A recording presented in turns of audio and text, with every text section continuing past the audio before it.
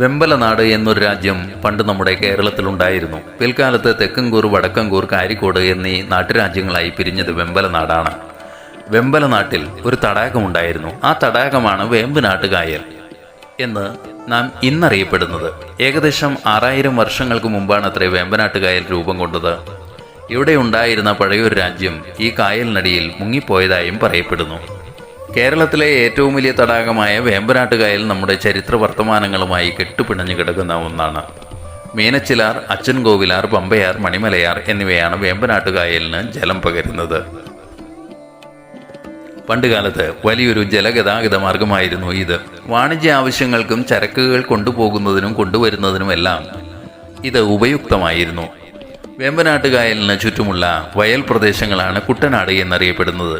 ഈ പ്രദേശം പക്ഷേ സമുദ്രനിരപ്പിൽ നിന്ന് താഴെയാണ്.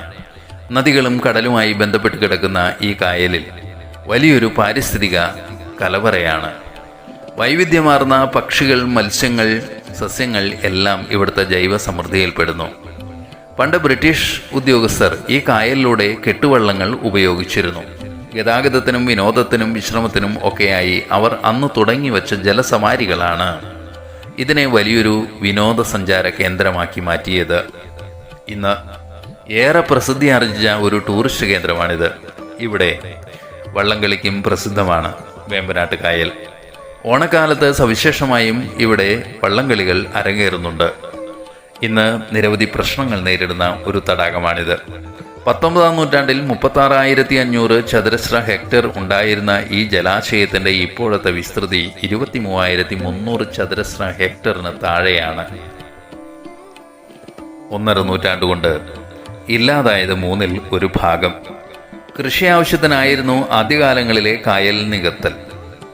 ഇന്ന് വ്യാവസായിക ആവശ്യത്തിനും സ്വകാര്യ ആവശ്യത്തിനും എല്ലാമായി കായൽ നികത്തപ്പെടുന്നു. 1955 വേമ്പനാട്ട് കായലുമായി ബന്ധപ്പെട്ട തോട്ടപ്പള്ളി സ്പിൽവേയുടെ നിർമ്മാണം.